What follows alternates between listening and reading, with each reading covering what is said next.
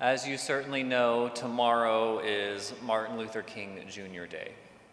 Across the country, people will remember Dr. King in a variety of ways. We Unitarian Universalists honor Dr. King as an American hero and a prophet. Even as we lift up his legacy, sometimes we don't fully understand it. And without understanding his life, we lose the opportunity to bring his wisdom into today's struggle. Dr. King's message was not an easy one.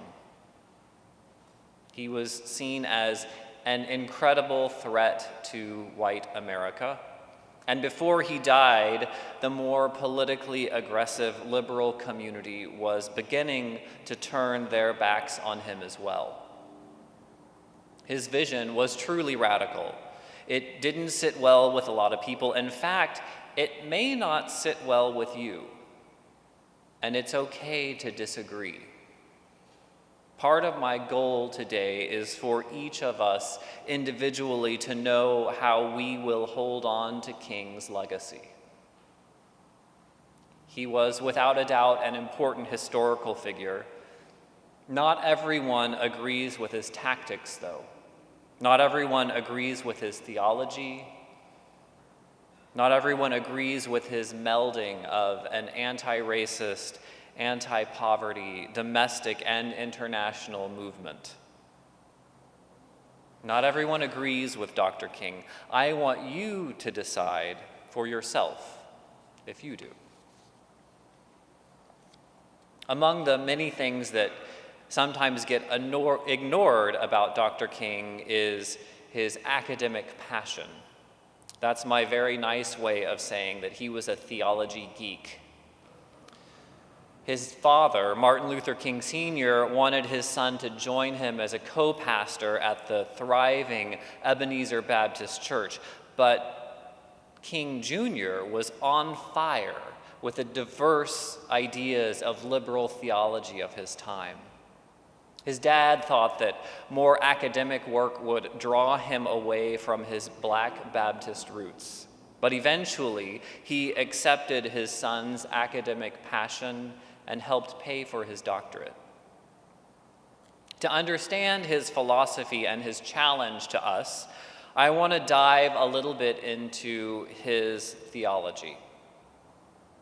I'll be the first to say it's not my theology. And I don't think it's what many of you believe. Still, to understand what Dr. King's views of justice and struggle meant, we need to understand what he thought about God and our relationship to God. At Boston University, where King landed, along with, I was surprised to see this, a huge number of African American pastors were getting educated at Boston University. He eventually settled into a viewpoint called personalism, and this is where it gets really geeky, but follow me for a moment. Personalism places personality at the center of all existence, both the personality of God and the personality of individual people. And personality means just what it sounds like. It's that thinking, feeling, acting, and relating to others piece of our lives, that mental, emotional, relational piece of us is the only thing that matters. It kind of helps to contrast personalism with materialism. Materialism says that all the universe is fundamentally made up of particles of matter. And we humans are really nothing more than complicated combinations of particles. You and I are essentially specks of dust in the universe. Personalism takes the exact opposite view, stating that the universe itself is insignificant without a person to experience it. The personality of humans and the personality of God, that thinking, feeling, relating, and acting piece of us, is the foundation of everything that matters.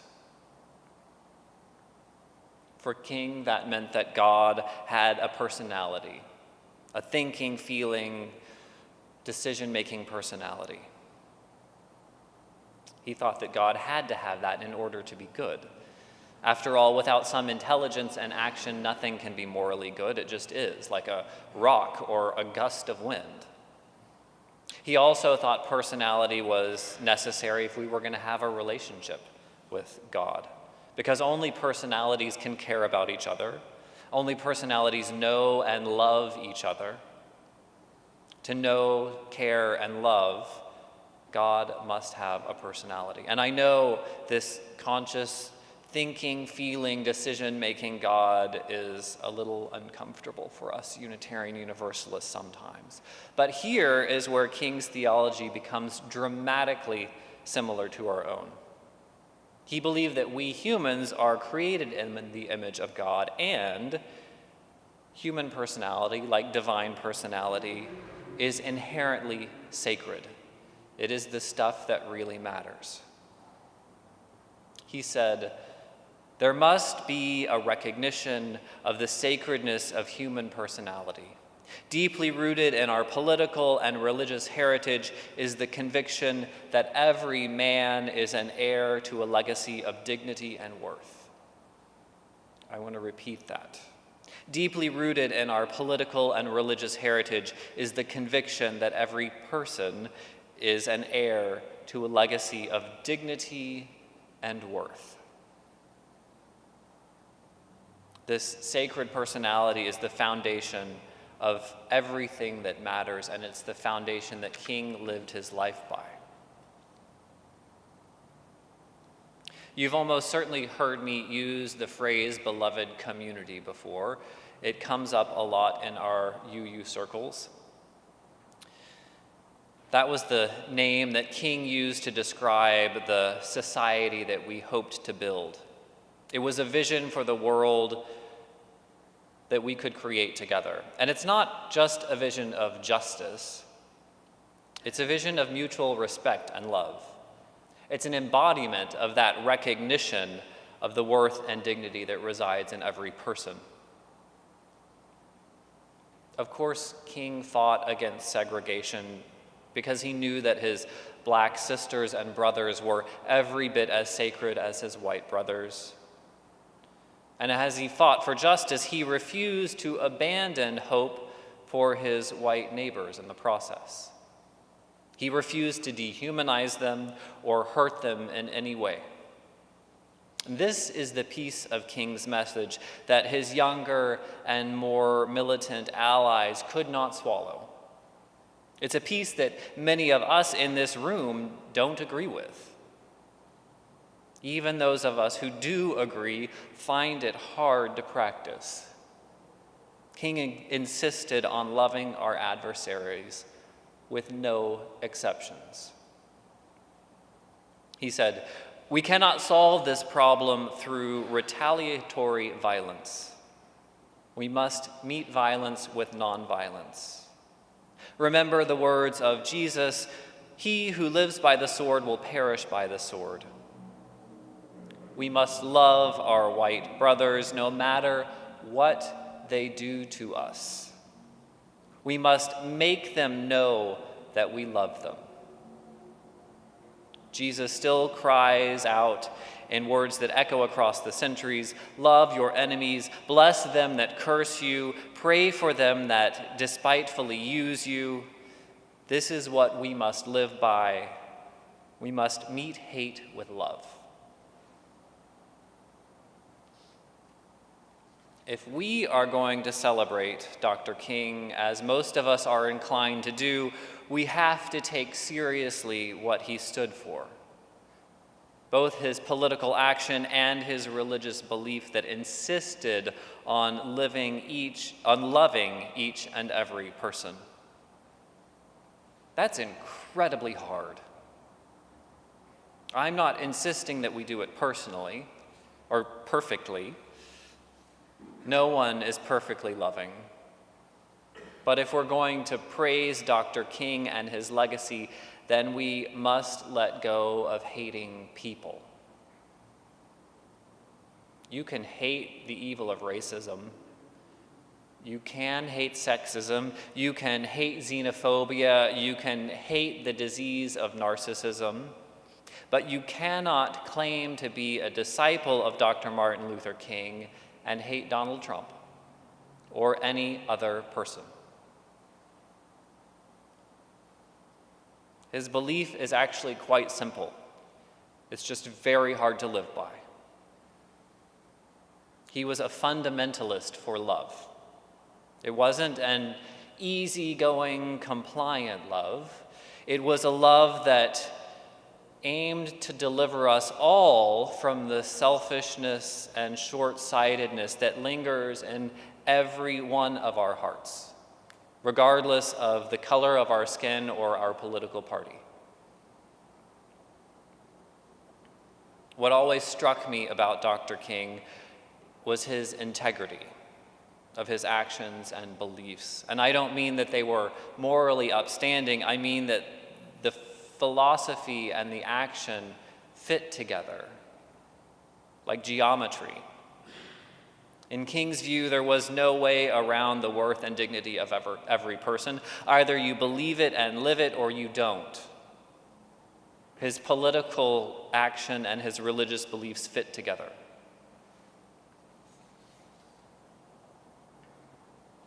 Obviously, he's best known for his commitment to civil rights.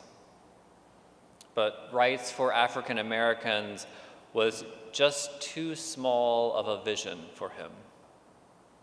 The same concern for worth and dignity of all people turned King's attention toward the tremendous economic disparities in the United States. Broadening his agenda, he called for legislation that would defend the right to a living wage, and he went even further. He spoke for a minimum guaranteed income for all households, a basic federal program to provide subsidies to any household in need to raise the family income above the poverty line. As he initiated the war on poverty, he spoke of America's dirty little secret. There was plenty of money in this country. It just got drained out by the war.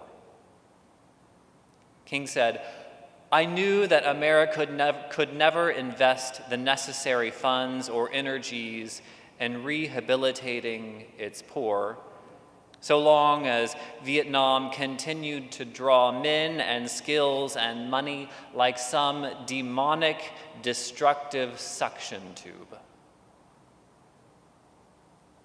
Now, this expansion of the movement didn't win King any allies. It was probably the thing that alienated him the most. The federal government obviously didn't want that kind of powerful voice critiquing the war effort. In the same breath, many of his own community felt like they were being forgotten. King had been their hero, but he was no longer theirs alone.